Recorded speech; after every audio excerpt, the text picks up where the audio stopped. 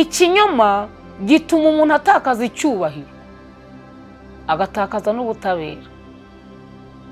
Ikinyoma gituma umuntu abura imibanire myiza n'abandi. Ikinyoma gituma umuntu aba mu buzima butari bwo, agahora mu buzima bw'ikinyoma, ahora abeshya. Rimwe na rimwe kugira ngo umuntu aronke amafaranga mu gihe atayafite, hari igihe ashakisha ibinyoma abeshya kugira ngo bakunde bayamuhe.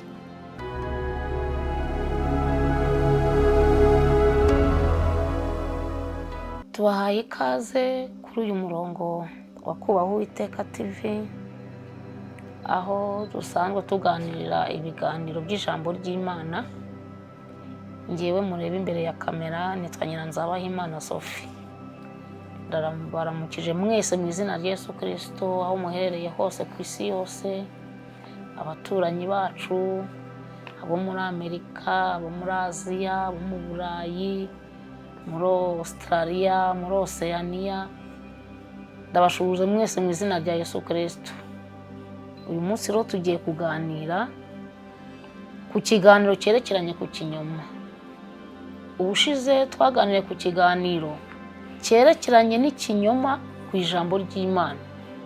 Tureba ukuntu abantu bigisha ijambo ry'Imana ariko bamara kurisoma bakariha ubusobanuro butari bwo, bagamije inyungu zabo, bagamije kuyobya abantu, cyangwa se bagamije ibitekerezo byabo ko bishyirwa mu bikorwa.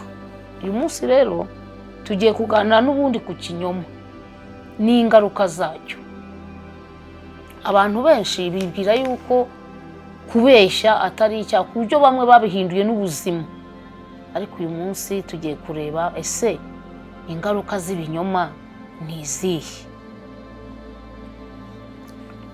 Ikinyoma ni ukuvuga ibintu bitari byo, waba ubizi cyangwa utabizi, ugamije guhindanya ukuri cyangwa ugamije guhindanya umuntu wanga.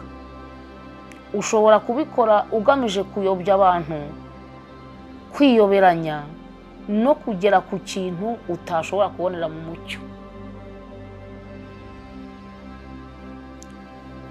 Hari abantu benshi babeshya, akabeshya agamije inyungu yindi, ariko akabona naca mu nzira y'umucyo atazabigeraho, yarangiza agaca ya nzira y'ikinyoma. Kuki abantu babeshya? Bamwe babikora bashaka kwirengera, abandi bakabikora bashaka kwitabara, badashaka ko ukuri kw'ibihari kumenyekana, no guhishira amakosa bakora, ndetse no gushaka inyungu z'akanya gatoya. Hari ibintu byinshi bituma abantu babeshya, kandi kubeshya kwabo bakaba barabihinduye iturufu yo kugira ngo bagire ibyo bahabwa. Nubwo bimeze bityo, izi mpamvu zituma abantu bakunda kubeshya, bashaka kwirengera no kubona inyungu batari bategereje, ntabwo zizaramba. Ariko ukuri ko guhora gutsinda. Bibiliya y'ijambo ry'Imana ntiryemera ikinyoma.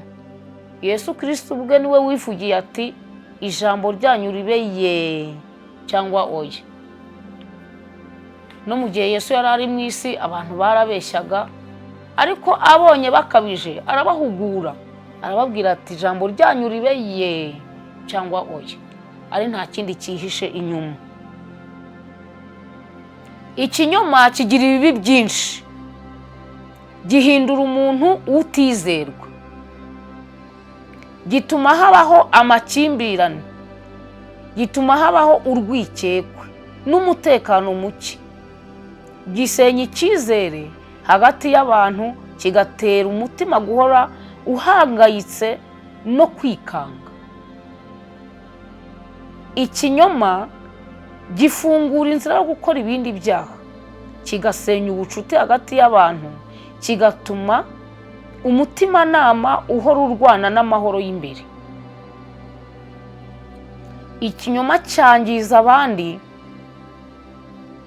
kikabuza ubwizerane hagati y'abantu, kandi kikica n'ubucuti. Umuntu ukunda kubeshya, iyo abantu bamubonye bose bamubona mu yindi shusho, ntabwo baba bakimwizera, babona yuko ari umuntu wo kwizerwa, kabone niyo yaba ari umunyacyubahiro kirenze. Iyo bamaze kumenya ko ari macabiranya, ibyo avuga atabikora, n'ibyo akoze akaba atari byo yavuze, akaba ari umuntu ugenda acangacanganya, abantu bose bamuvaho, agasigara arwana n'umutima yarihebye. Ese ikinyoma cyatera ingaruka ku muntu? Reka tubirebere hamwe. Ikinyoma gituma umuntu atakaza icyubahiro, agatakaza n'ubutabera. Niba umuntu ari umunyacyubahiro agakunda gusezeranya abantu amasezerano atazasohoza, icyo gihe navuga n'ibyo asezeranyije abantu akaba bifite, bazavuga bati uriya niko yabaye. Ikinyoma gituma umuntu abura imibanire myiza n'abandi. Ikinyoma gituma umuntu aba mu buzima butari bwo, agahora mu buzima bw'ikinyoma, ahora abeshya. Rimwe na rimwe kugira ngo umuntu aronke amafaranga mu gihe atayafite, hari igihe ashakisha ibinyoma abeshya kugira ngo bakunde bayamuhe. Ariko nubwo bamuhaye ya mafaranga, ariko Umwuka Wera umwitegereza akamureba, aba arimo kumugaya. Ikinyoma ni kibi. Iyo dusomye mu Byahishuwe ibice 22:15, hatubwira yuko Imana nayo yanga umuntu ubeshya. Haravuga ngo hanze hazaba imbwa n'abarozi n'umuntu wese ukunda kubeshya akanabikora. Abanditsi banditse Bibiliya y'ijambo ry'Imana bavuze yuko hanze ni hanze y'urugo rwa Kristo, hanze y'umutekano w'Imana, hanze y'ijuru hazaba imbwa. Imbwa ni abantu bagendera mu busambanyi.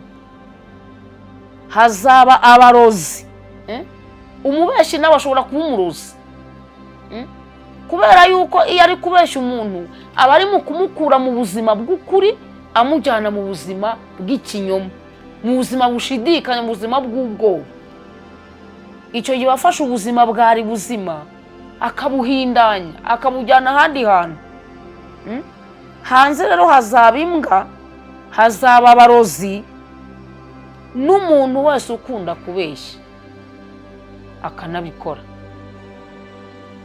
Ushobora kuba ukunda kubeshya ukanabashyigikira, ugashyigikira ababeshyi, ukumva ntacyo bigutwaye.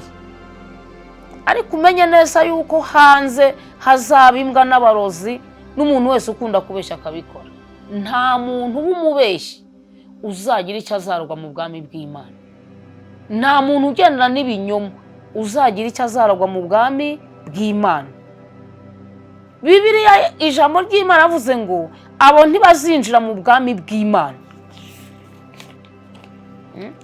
Bibiliya ivuga yuko abo ngabo bafite se witwa Shitani, kubera ko Shitani ari we se w'ibinyoma. Tugiye kurebera hamwe niba bishoboka ko umuntu yareka ibinyoma. Ese wowe urabona bishoboka ko umuntu yareka ibinyoma? Katubirebere hamwe. Ukuri ni intwaro idakerenswa. Nubwo rimwe na rimwe gushobora kubabaza, ariko gutera gukira kurambye. Bibiliya ijambo ry'Imana itwigisha ko ukuri kutubatura. Ibyo bivuze ko umuntu uvuga ukuri afite amahoro y'imbere mu mutima. Kuvuga ukuri bituma umuntu yubahwa kandi akagira agaciro mu bandi. Kuva mu kinyoma ni ukwemera ukuri ku byo wakoze no ku byo uri byo. Kwitoza kuvuga ukuri n'igihe cyose bigoye bikujyana ku mahame y'ukuri no kubana n'abanyakuri. Niba ushaka kuva mu binyoma ukaba ushaka kuba umunyakuri, uzatoza ururimi rwawe ruvuga ukuri, uzabana n'abanyakuri, uzava mu gatsiko k'abanyabinyoma, uzava mu gatsiko k'abagambanyi, ushaka inshuti y'umunyakuri. Umuntu w'umufilozofi ngo yigeze avuga ngo umbwire uwo mugendana ndakubwira uwo uriwe. Akenshi inshuti yawe igusiga ingeso ze. Nushaka kuba umunyakuri ugashaka kuba umuntu mwiza, uzabana nawe n'umuntu mwiza. Kureka ikinyoma ni ugutura umutwaro uremereye. Ikinyoma ni umutwaro uremereye. Ikinyoma Uwiteka cyanga urunuka. Ukuri ni inzira ngufi ariko iremereye, kandi niyo yonyine yubaka umuntu wuzuye icyubahiro, ubwizerane, amahoro yo mu mutima. Iyo umuntu akunda kuvugisha ukuri mu buzima bwe, agira umutima unyuzwe, akagira amahoro yo mu mutima. Nta mutima umucira urubanza agendana. Bibiliya ijambo ry'Imana itubwira yuko Yesu ari we kuri kandi niwe nzira, niwe bugingo. Iyo dusomye muri Yohana ibice 14 umurongo wa 16 haravuga ngo kureka ikinyoma ni urugendo rukomeye. Kureka ikinyoma ni urugendo rukomeye kandi tutagomba kwirengagiza. Kureka ibinyoma bikorwa mu nzego enye. Urwego rwa mbere ni ukwemerera ukuri imbere y'Imana. Wowe ubwawe ugafata umwanzuro ukajya imbere y'Imana, ukajyana umutima wawe ukawushyira imbere y'Imana. Iyo umuntu yiyemereye, ubwe niyo ntangiriro y'impinduka. Wowe iyo wijyanye imbere y'Imana niyo ntangiriro y'impinduka. Urwego rwa kabiri ni ukwicuza no gusaba imbabazi. Iyo dusomye mu rwandiko rwa mbere rwa Yohana igice cya 1 umurongo wa 9 haratubwira ngo ariko nitwaturirana ibyaha byacu niyo yo kwizerwa, ikiranukira kutweza no kudukuraho ibicumuro byacu byose. Ntabwo umuntu akwiriye kuba mu kinyoma iteka. Akwiriye gufata umwanzuro wo kubivamo, kandi kubivamo ni ugufata umuntu ukamwaturira, ukatuza akanwa kawe yuko ibyo bintu byo kubesha utazongera kubikora, kandi ugafata ihame ryo kutongera kubikora ubikuye ku mutima. Rero iryo jambo riravuga ngo nitwaturirana ibyaha byacu. Mu gihe uwo muntu ari kwatura ibyaha bye abibwira mugenzi we, Imana ibiri aho ngaho. Ijambo ry'Imana riravuze ngo niyo yo kwizerwa, ikiranukira kutweza no kudukuraho ibicumuro byacu byose. Urwego rwa gatatu ni ukwitoza kuvuga ukuri buri munsi. Ni ukugira umwitozo wo kuvuga ukuri. Buri munsi umuntu akarwana iyo ntambara yo kuvuga ukuri. Urwego rwa kane ni ukugira umutima wo kubana n'abandi mu mucyo no mu mahoro. Bibiliya isaba abantu guharura inzira y'ukuri mu byo tuvuga no mu byo dukora. Iyo dusomye Zaburi ya 51 umurongo wa 6 dusanga ko Imana ikunda ukuri ko mu mutima. Imana ishaka ko ukuri kuri mu mutima ari na kuvuga ku munwa. Imana ishaka ko ukuri ko kuri mu mutima ari na kukoresha ibikorwa byawe. Iyo dusomye muri icyo gitabo muri Zaburi 15 umurongo wa 2 ho haravuga ngo ninde uzazamuka umusozi w'Uwiteka. Igisubizo kirahari, kiravuga ngo nugendana gukiranuka akavuga ukuri nk'uko kuri mu mutima. Bibiliya rero y'Imana igaragaza ko Imana ubwayo yanga ibinyoma, ahubwo ikunda ukuri. Kandi reka gukunde, Imana niyo kuri, Yesu Kristo ni ubugingo. Noneho muri Yohana ho haravuga ngo nta n'umuntu uzajya mu ijuru Yesu Kristo atamujyanye.